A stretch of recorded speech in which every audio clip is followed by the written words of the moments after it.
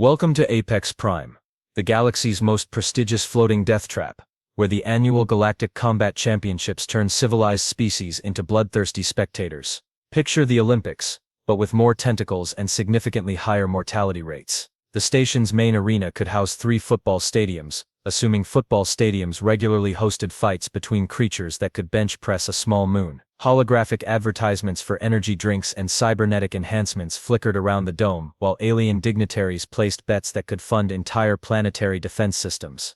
At the center of this controlled chaos stood Krex the Annihilator, and let me tell you, whoever gave him that nickname wasn't being creative, they were being accurate. Standing 12 feet tall with muscles that had muscles, Krex looked like someone had crossed a rhinoceros with a particularly angry mountain. His species, the Vorthakians, were basically evolution's answer to the question nobody asked: what if we made something that could kill you in 17 different ways before breakfast? Krex had held the championship title for 6 consecutive years, which in galactic combat terms was roughly equivalent to surviving 6 nuclear explosions while juggling chainsaws.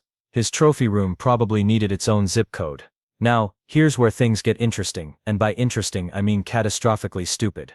Down in sub-level 7, a human named Jake Martinez was having the worst day of his already questionable career. Jake worked as a maintenance technician, or as everyone else called him, the janitor. He spent his days cleaning up after scientists who couldn't figure out how to use a trash can despite having multiple PhDs in theoretical physics. Jake was just minding his own business, mopping near the registration terminals, when an overzealous cleaning droid bumped into him. He stumbled, fell forward, and accidentally pressed his hand against a biometric scanner while trying to steady himself. The machine beeped cheerfully, as if it hadn't just sealed his doom. "Congratulations," announced a mechanical voice that sounded way too pleased with itself. Earth Representative Jake Martinez has been registered for the Galactic Combat Championships. Jake stared at the screen displaying his face next to the words Earth's Champion and felt his soul leave his body. He tried to cancel the registration, but apparently, galactic bureaucracy was just as nightmarish as the Earth variety. Once you were in, and backing out would bring dishonor to your entire species. So there he stood, a 5'9" human clutching a mop bucket, scheduled to fight creatures that evolution had specifically designed to end other creatures' existence. This was going to be interesting. Within an hour, Jake found himself in the competitor's briefing room, surrounded by things that belonged in nightmares rather than sporting events. To his left sat a creature that looked like a scorpion had a baby with a food processor. To his right, something that might have been a plant, if plants grew teeth and developed anger management issues. The tournament coordinator, Zara Vex, strode to the front of the room with the confident swagger of someone who had seen every possible way a sentient being could die and found most of them amusing. She was humanoid, thankfully, though her purple skin and the fact that she had 4 arms suggested she wasn't shopping in the same genetic pool as Jake. "Welcome, warriors, to what will likely be the last week of many of your lives," Zara announced cheerfully. "Let's review the rules. First rule, try not to die immediately. Second rule, if you do die, please do it entertainingly. The viewers love a good dramatic death scene." Jake raised his hand tentatively. Excuse me, I think there's been a mistake." The room fell silent. 47 pairs of eyes, including some that weren't technically eyes but served the same terrifying purpose, turned to stare at him. Zara consulted her tablet. "Jake Martinez, representing Earth. Yes, you're on the list. Though I have to say, we're all very curious about these legendary human combat techniques we've been hearing whispers about." "Legendary what now?" Jake squeaked. A collective murmur rippled through the room. The scorpion food processor hybrid clicked its mandibles thoughtfully. "The human speaks of his techniques as if they are nothing. Classic psychological warfare." "I'm not doing psychological anything," Jake protested. "I'm a janitor, I clean things." With this mop, he held up his cleaning tool like it might explain everything. The room erupted in excited chatter. Apparently displaying your weapon before the tournament was considered either extremely brave or extremely stupid. And the smart money was on brave since stupid contestants usually didn't make it to the briefing room. Zara watched this unfold with the expression of someone watching a particularly entertaining disaster. "Fascinating. The human claims his profession is that of a janitor. Our xenolinguistics team will need to decode what this combat specialization entails." "It's not a combat specialization," Jake said desperately. "I literally clean bathrooms for a living." "Ah, biological warfare," nodded a 3-headed creature that looked like it had evolved specifically to give children nightmares. "Clever. Using knowledge of sanitation to exploit enemy weaknesses." Jake was beginning to understand that explaining his actual job was only making things worse. Every word he spoke seemed to convince these creatures that humans were master strategists who spoke in code. Listen, he tried one more time, there's been a huge mistake. I'm not a fighter. I don't have any special techniques. I just accidentally touched a scanner while I was mopping. The room went quiet again, but this time the silence felt different. Dangerous. Like 47 predators had just realized they might be looking at something they didn't understand. The human speaks of accidents, whispered the plant thing with teeth. As if his presence here was not calculated. As if his simple tools are not weapons of precision. Zara's forearms crossed simultaneously, as she studied Jake with new interest. You know what? This tournament just got a lot more entertaining than usual. Martinez, you're in Arena Bay 7 for equipment inspection. Try not to die before the opening ceremony. Jake clutched his mop bucket tighter and wondered if it was too late to fake his own death. The arena preparation area looked like a cross between a medical facility and a torture chamber, which was probably exactly what it was. Jake sat on a bench that had clearly been designed for someone with at least 3 more limbs than he possessed, watching other competitors receive what appeared to be last rites from their respective species' religious representatives. His first opponent had been announced, Shardclaw the Piercer, a crystalline warrior from the silicon-based Prism Collective. Shardclaw looked like someone had taken a chandelier, given it muscles, and taught it to hate everything. The creature's body was composed of living crystal formations that caught the arena lights and threw them back in patterns that could probably hypnotize prey before eating them. So, Jake muttered to himself, I'm about to fight a living disco ball that wants to murder me. Great career choices, Jake. The commentary booth overlooked the preparation area, and Jake could hear the announcers warming up their audience. Grix, the veteran play-by-play announcer, had a voice like gravel in a blender and the enthusiasm of someone who genuinely enjoyed watching things die for sport. Ladies, gentlemen, and various non-binary energy beings, Grix boomed. We're moments away from what promises to be the most unusual first-round match in championship history. In the blue corner, we have Shardclaw the Piercer, whose crystalline appendages can slice through titanium like warm butter. His co-commentator Thorn was a former champion himself who'd retired after losing 3 of his original 4 arms to what he cheerfully called an occupational hazard. His gruff voice carried the wisdom of someone who'd survived things that should have killed him. That's right, Grix, Thorn rumbled. Shardclaw's species doesn't just fight, they literally embody their weapons. Those crystal formations aren't decorative, they're organic blades that regenerate faster than most opponents can damage them. And in the red corner, Grix continued with barely contained glee, representing the mysterious planet Earth, we have Jake Martinez, wielding what our xenobiology experts are calling primitive but potentially devastating cleaning implements. Jake looked down at his mop, it looked back at him with all the menace of a wet noodle. Now Thorn, Grix said, his voice dropping to that conspiratorial tone sports commentators loved, what do you make of this human's pre-fight behavior? Our cameras caught him earlier performing what appeared to be ritual preparation involving circular motions and liquid applications. Fascinating technique, Grix, Thorn replied seriously. He's been observed maintaining perfect concentration while applying moisture to surfaces in precise patterns. Could be a meditation practice, could be territory marking. Human psychology remains largely unexplored in combat sports. Jake realized they were talking about him mopping the floor. He'd been nervous, and cleaning was literally the only thing he knew how to do, so he'd been obsessively mopping the same spot for 20 minutes. Apparently this was being interpreted as some kind of pre-combat ritual. The arena doors hissed open with theatrical flair, and Jake found himself being gently but firmly pushed toward what he was increasingly certain would be his grave. The crowd's roar hit him like a physical force. Thousands of aliens from across the galaxy had packed the stands to watch him die, and they seemed very excited about it. Shardclaw entered from the opposite gate, each step creating a musical chime as his crystal body moved. Up close, he was even more terrifying. Light refracted through his translucent body in hypnotic patterns, and Jake could see multiple organs functioning inside the crystal matrix. It was beautiful in the same way that a tornado was beautiful, right before it destroyed your house. Human, Shardclaw spoke, his voice like wind chimes in a hurricane. I have studied your species' reputation for cunning. I will not underestimate you.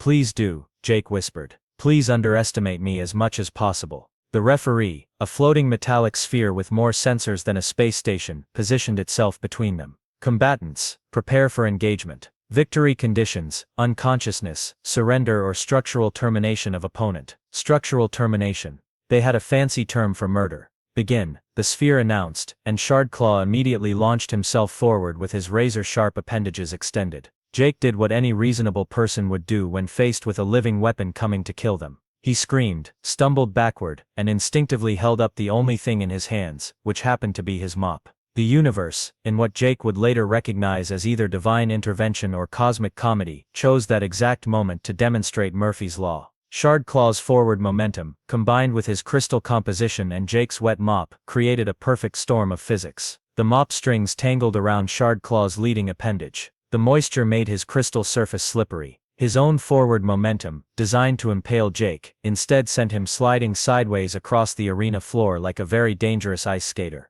He crashed into the arena wall with a sound like a chandelier falling down a marble staircase. The crowd fell silent. Jake stood there, mop still extended, looking as surprised as everyone else. "Remarkable," Grix shouted, his voice cracking with excitement. "The human has defeated Shardclaw with what appears to be a grappling technique combined with chemical warfare, using moisture to destabilize his opponent's traction. I've never seen anything like it," Thorn added, genuine admiration in his voice. The way he used Shardclaw's own momentum against him, turning the Crystal Warrior's greatest strength into his weakness. Pure tactical genius. Jake looked at his mop, then at the groaning Shardclaw, then at the cheering crowd. He had absolutely no idea what had just happened, but apparently he'd won. Shardclaw pulled himself upright, several crystal fragments scattered around him. Instead of anger, his face showed something Jake hadn't expected: respect. "Your technique is unlike anything I have encountered," Shardclaw said, bowing his crystalline head. "You honor your species, human." "I yield." Jake wanted to explain that it was all an accident, that he'd just panicked and flailed around with a mop, but the crowd was going absolutely insane with cheering, and he was beginning to suspect that telling the truth would only make things worse. As he was escorted from the arena, still clutching his mop like a security blanket, he heard Grix's commentary following him. "Ladies and beings, we have just witnessed history. The human's unorthodox combat style has completely revolutionized our understanding of tactical fighting. This tournament just became a lot more interesting." Jake looked at his mop one more time. "We're in so much trouble," he whispered to it. The mop, being an inanimate object, offered no helpful suggestion. Word traveled fast in a galaxy connected by faster-than-light communication networks, and apparently, Jake's tactical genius was the hottest news story since the great cosmic pizza shortage of 2387. Within hours of his victory over Shardclaw, his fight footage was being analyzed by military academies, downloaded by aspiring fighters, and turned into memes by alien teenagers across 17 different star systems. Jake, blissfully unaware that he'd become the galaxy's newest internet sensation, was hiding in his assigned quarters trying to figure out how to quit a tournament that apparently didn't have a quit button. His room was designed for competitors who might need to store extra limbs or backup organs, so it felt like living inside a medical supply warehouse. The door chimed, and Zara Vex walked in without waiting for permission, carrying a tablet and wearing the expression of someone who'd just watched their investment portfolio triple overnight. "Martinez," she said, settling into a chair with all four arms, "we need to talk."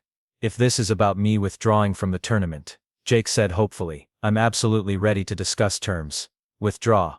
Zara laughed, a sound like wind chimes being strangled. "Martinez, you're the most talked about fighter in galactic combat history. Do you have any idea what your victory did to the betting pools?" Jake really didn't want to know, but Zara continued anyway. "Shardclaw was a 7-1 favorite. Your victory single-handedly bankrupted 3 casino planets and made the Gambling Guild's Supreme Chancellor consider early retirement. They're calling it the Mop Miracle." "It wasn't a miracle," Jake protested. "It was an accident. A very, very lucky accident." "Keep telling yourself that," Zara said, consulting her tablet. "Because the footage analysis is telling a different story. Military strategists from the Andromedan War College have spent the last 6 hours breaking down your technique frame by frame. They're calling it adaptive environmental combat manipulations, and they want to license your fighting style for their officer training programs." Jake stared at her. "My fighting style is panic and flailing. That's not how the experts see it. According to their analysis, you deliberately used your opponent's crystalline composition against him by introducing a moisture-based friction variable that exploited his momentum vector. Then you employed psychological warfare by appearing surprised, making him think his defeat was even more effortless for you than it actually was." "I was surprised," Jake said, his voice climbing toward hysteria. "I'm still surprised. I don't understand how any of this happened." "Master-level deception," Zara nodded approvingly. "I'm starting to understand why Earth kept your species' combat capabilities under wraps for so long. Speaking of which, your next match is in 18 hours. Jake's soul attempted to leave his body again, but apparently it was stuck there for the duration. "Next match." "Oh yes. Round 2. You're facing Bloodfang Rexus from the Death Moon colonies. She showed him a holographic image that made Jake wish he'd taken up a safer profession, like bomb disposal or volcano surfing. Bloodfang Rexus looked like evolution had specifically designed him to end other evolution experiments. He was 8 feet of pure predator, with muscles that had their own gravitational field and fangs that could probably bite through starship hulls. His species, the Sanguine Hunters, had evolved on a planet where everything tried to kill everything else, and they'd won that competition so thoroughly that they'd run out of things to hunt and had to start hunting each other for entertainment. He's killed 47 opponents in sanctioned matches. Zara continued cheerfully. His species literally feeds on combat adrenaline. The more afraid his opponents are, the stronger he gets. So I'm going to die, Jake said, matter-of-factly. Probably, Zara agreed. But the betting pools are fascinating.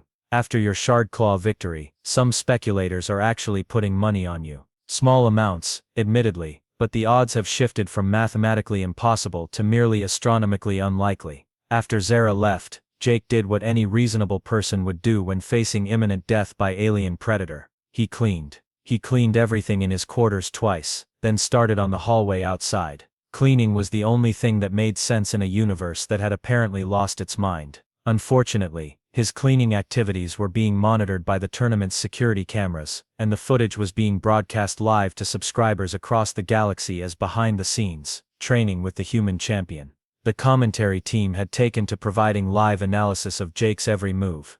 Look at this, Thorn, Grix was saying as Jake meticulously organized his limited belongings. The human is performing what appears to be inventory management exercises. Notice the precision, the methodical approach. It's clearly a mental preparation technique. Thorn agreed. He's training his mind for tactical resource allocation, every item placed with calculated intent. Jake, who was just trying to find his spare socks, remained blissfully unaware that 17 million beings across the galaxy were watching him fold his underwear and interpreting it as advanced military strategy. Meanwhile, in the high-security training facility, reserved for champion-level fighters, Krex the Annihilator was having his own crisis. For the first time in his career, he was actually studying an opponent. Krex had requested every piece of available footage of human combat techniques, which amounted to Jake's single fight with Shardclaw. He'd watched it 847 times, and each viewing only deepened his confusion and respect. Advisor Grimtooth, Krex rumbled to his trainer, a scarred veteran, who'd survived more battles than most species had fought, explained to me how this human defeated a crystalline warrior with a cleaning implement. Grimtooth, who had 16 eyes and had seen combat techniques from across the known galaxy, was equally baffled. Lord Krex, I have analyzed this footage using every tactical framework I know. The human's technique appears to combine elements of psychological warfare, environmental manipulation, and what can only be described as calculated chaos. Calculated chaos, Krex repeated thoughtfully. Is such a thing possible? Among humans, apparently so. Notice how he appears to stumble, yet the stumble places him in the exact position to exploit his opponent's momentum. Watch how he seems surprised by his victory, yet the surprise itself becomes a psychological weapon that demoralizes his defeated opponent. Krex watched the footage again, his warrior's mind trying to decode what he was seeing. This human fights like no creature I have encountered. There is no pattern, no traditional technique, yet the result is undeniable victory. Perhaps, Grimtooth suggested carefully, this is why humans have remained hidden from galactic combat sports until now. They were waiting for the right moment to reveal their true capabilities. In his quarters, Jake sneezed and wondered if someone was talking about him. He really hoped not, because people talking about him was how he'd gotten into this mess in the first place. His door chimed again, and this time a nervous-looking maintenance droid rolled in, carrying what appeared to be fan mail. Delivery for Champion Martinez, the droid announced in a voice that suggested it was as confused by this situation as Jake was. Jake stared at the pile of letters, packages, and what appeared to be religious offerings from species he'd never heard of. One envelope was marked, from the Shardclaw fan club, which raised questions he didn't want answered. He opened the first letter, which was written in Universal Standard on paper that smelled like cinnamon and regret. Dear Human Champion Martinez, your victory over Shardclaw has inspired me to pursue my dream of becoming a professional fighter. I have purchased a cleaning implement similar to yours, and have been practicing the moisture-based combat techniques you demonstrated. Could you please send me an autographed photo and explain the deeper philosophical meaning behind your pre-fight floor preparation ritual? Your devoted fan, Va'Thar the Hopeful. Jake put the letter down and looked at his mop, which was leaning against the wall like an innocent bystander to the chaos that had become his life. This is all your fault, he told it. The mop, maintaining its policy of unhelpful silence, offered no defense. Outside his door, Jake could hear the excited chatter of other competitors discussing human fighting techniques and speculating about what other primitive Earth weapons might be capable of in the right hands. Someone mentioned that they'd heard humans also use something called a vacuum cleaner for combat purposes. Jake put his head in his hands and wondered if it was too late to become a hermit on a nice quiet planet where the most dangerous thing was the local weather. 18 hours later, Jake found himself standing in the arena tunnel again, but this time the atmosphere was different. Where his first fight had drawn curious spectators, the championship match had attracted what could only be described as a galactic audience. The arena was packed beyond capacity, with overflow crowds watching on massive screens throughout the station, and billions more tuning in across the galaxy. Jake had somehow managed to defeat not just Shardclaw, but also Bloodfang Rexus in what the commentators had dubbed the Cleaning Supply Massacre, and a third opponent, Venom Spit Karath, in what was now being called the Great Mopping. Each victory had been more accidentally spectacular than the last, and each had added another layer to the legend of human combat superiority. The tunnel speakers crackled to life with Grix's voice, now hoarse from 3 days of increasingly excited commentary. Ladies, gentlemen, and assorted lifeforms, Grix announced, we have reached the moment that will define this tournament, this decade, and quite possibly this era of galactic history. In one corner, we have Krex the Annihilator, undefeated champion of the known universe, destroyer of worlds, crusher of dreams, and holder of 17 different most likely to kill you awards. The crowd's roar was deafening. Krex was a legend, a living force of nature that had redefined what it meant to be dangerous. And in the other corner, Grix continued, his voice rising to match the crowd's energy, representing the mysterious planet Earth and wielding cleaning implements that have revolutionized our understanding of combat physics. We have Jake Martinez, the human enigma, the mop master, the janitor of justice. Jake winced at each new nickname. Somewhere along the way, his accidental victories had transformed him from confused maintenance worker to tactical genius employing ancient human fighting techniques. The fact that he kept trying to explain this was a misunderstanding only seemed to convince everyone that humans were masters of psychological warfare who spoke in riddles. I can't do this, Jake whispered to his mop, which had somehow become his signature weapon despite being designed for floor maintenance rather than mortal combat. I can't fight Krex the Annihilator. He's going to annihilate me. It's right there in his name. The arena doors opened, and Jake was pushed forward by the same gentle but implacable force that had been propelling him toward doom for the past 3 days. The crowd's roar hit him like a physical wall, and he realized that somewhere in the galaxy, beings were probably taking out second mortgages to bet on this fight. Krex was already in the arena, and seeing him up close made Jake's knees forget how to work properly. The Vorthakian champion was even more terrifying in person. 12 feet of pure predator, muscles that belonged in geology textbooks rather than biology, and an aura of barely contained violence that made the air itself seem dangerous. But what really caught Jake's attention was Krex's expression. Instead of the casual confidence Jake had expected, the champion looked focused.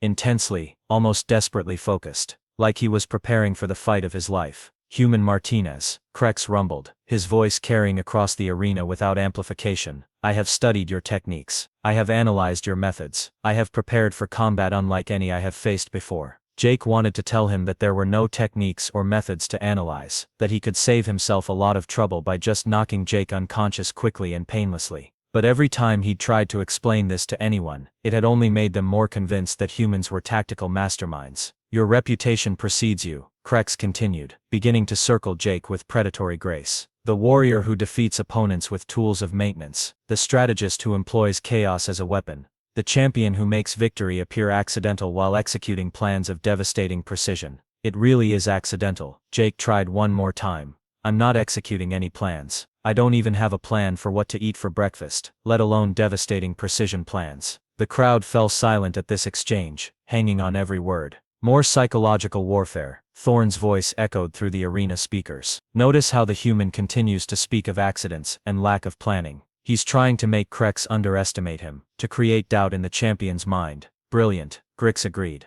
By claiming to have no strategy, he's executing the ultimate strategy. Pure human cunning at its finest. Jake felt his sanity pack its bags and head for the exit. There was literally nothing he could say that wouldn't be interpreted as proof of his tactical genius. The referee sphere positioned itself between them. Final championship round. Victory conditions remain: unconsciousness, surrender, or structural termination. Combatants, prepare for engagement. Krex dropped into a combat stance that looked like it had been refined over centuries of warfare. Every muscle in his massive frame coiled with potential energy, ready to unleash destruction that could probably level small buildings. Jake clutched his mop and tried to remember if he'd updated his will recently. Begin. What happened next would be analyzed by military strategists for decades and spawn at least 14 different conspiracy theories about secret human combat programs. Krex charged forward with the speed and force of a freight train, his massive fists aimed at ending the fight quickly and decisively. This was exactly what Jake had expected, and his response was entirely predictable. He screamed, stumbled backward, and fell over his own feet. But here's where the universe decided to demonstrate that physics has a sense of humor. Jake's fall caused him to drop his mop bucket, which rolled directly into Krex's path. The champion, moving at full speed and focused entirely on his target, stepped on the bucket and experienced what humans call slipping on a banana peel, but on a scale appropriate for a 12-foot-tall warrior moving at vehicular speeds. Krex's feet shot out from under him, his massive frame becoming temporarily airborne in a way that defied both dignity and gravity. He crashed to the arena floor with a sound like a small earthquake, skidding across the polished surface until he came to rest against the far wall. The arena fell completely silent. Not the kind of silence that comes before a roar, but the kind that comes when an entire galaxy's understanding of reality needs a moment to recalibrate. Jake, who had landed flat on his back, rolled over and found himself staring at Krex, who was lying motionless in what appeared to be an unconscious heap. Did I win? Jake asked the universe in general. The referee sphere descended to examine Krex, its sensors scanning thoroughly before announcing, Champion Krex the Annihilator is unconscious. Victory goes to Jake Martinez of Earth.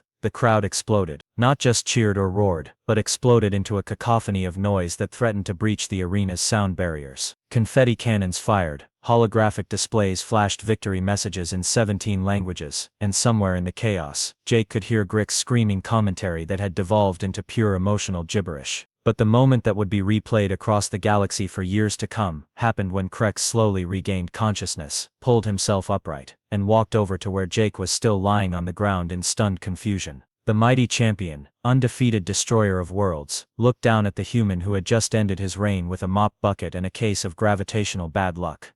What Krex did next would become the most replayed moment in galactic sports history, spawning everything from philosophical debates to religious movements. He knelt. Not just a polite nod or a respectful bow, but a full formal kneel of the kind reserved for acknowledging a superior warrior. The arena, which had been vibrating with celebratory chaos, fell silent so quickly that Jake could hear his own heartbeat echoing off the walls. Human Jake Martinez, Krex said, his voice carrying clearly through the sudden hush, I have been champion for 6 years. I have defeated warriors from every corner of the galaxy. I have studied every fighting style, mastered every technique, overcome every challenge. Jake tried to sit up, still dizzy from the absurdity of the situation. Krex, you don't understand. But you, Krex continued, raising his voice slightly to speak over Jake's interruption, you have shown me something I have never encountered. A fighting style so advanced, so beyond conventional understanding, that it appears to be pure chaos while being perfect order. You have defeated me not through strength or speed, but through mastery of the fundamental forces that govern combat itself. The crowd was hanging on every word, and Jake could see camera drones hovering closer to capture this historic moment. You made victory appear accidental while executing a strategy so sophisticated that even now, in defeat, I cannot fully comprehend it. You used my own preparation against me, my own expectations as weapons more deadly than any blade. You fought not just my body, but my mind, my very understanding of what combat could be. Jake finally managed to sit up properly, clutching his mop like a lifeline. Krex, please, you have to listen to me. I really am just a janitor. There's no strategy, there's no advanced fighting style. I literally don't know what I'm doing. Krex's eyes widened with something approaching awe. Even now, you continue the deception. Even in victory, you maintain the illusion of simplicity. This is mastery beyond anything I have witnessed. It's not an illusion, Jake practically screamed.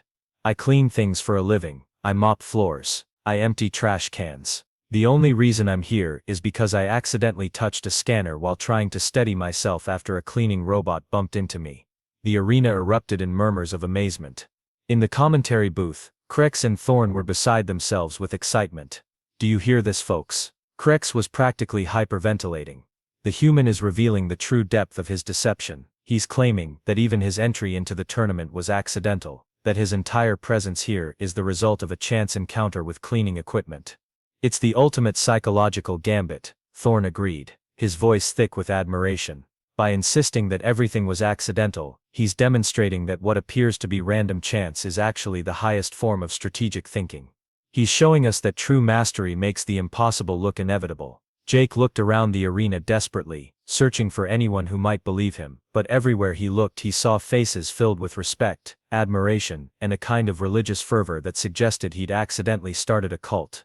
Krex rose from his kneeling position and placed one massive hand on Jake's shoulder. Human, you have taught me that there are forms of combat I never imagined. You have shown me that true strength comes not from what we can control but from how we adapt to what we cannot. You are worthy of the championship in ways I am only beginning to understand. But I don't want the championship, Jake protested. I want to go home and mop floors and live a quiet life where nobody tries to kill me for sport. The humble champion, someone in the crowd shouted. He doesn't fight for glory, but for honor. He doesn't seek power, but uses it wisely, called another voice. The human way, a third voice cried, and suddenly the entire arena was chanting the human way. The human way. As if Jake had just founded a new philosophy rather than accidentally won a fight with cleaning supplies. Zara Vex appeared at Jake's side, her forearms working frantically on multiple tablets as she tried to process the legal and financial implications of what had just happened. Martinez, she said, her voice a mixture of excitement and panic, do you have any idea what you've just done? You've not only won the championship, you've started what appears to be a galaxy-wide philosophical movement.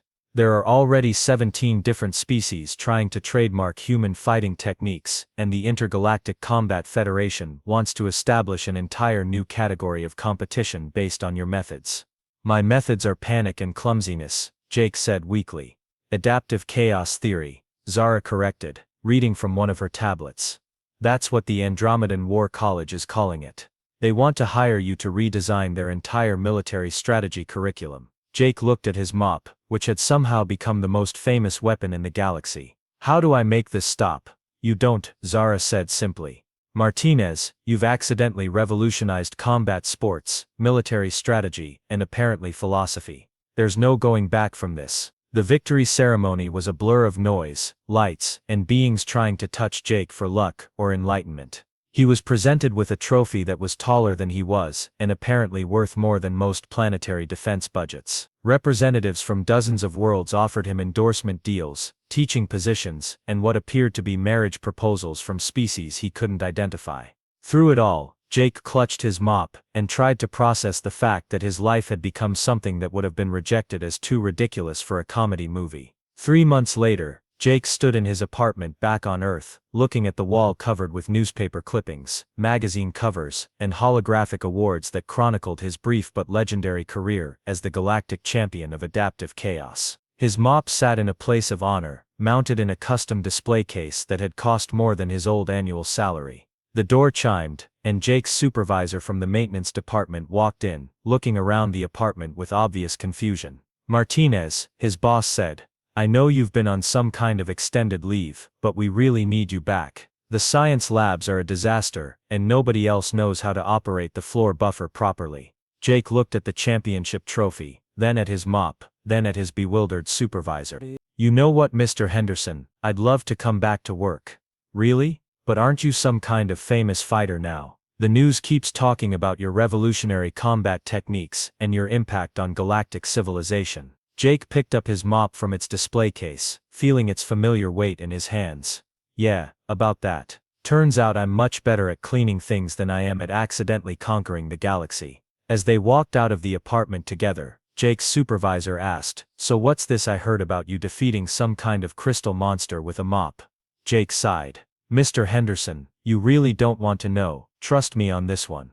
Behind them, the holographic displays continued cycling through footage of Jake's victories, while somewhere in the galaxy, military academies taught courses on the Martinez method, and young fighters practiced their own versions of controlled chaos theory. Jake Martinez, janitor and accidental legend, returned to the one job in the universe where his success couldn't be misinterpreted as tactical genius, making things clean. And honestly, after everything he'd been through, that sounded perfect. The mop, finally back in its natural environment, seemed to agree.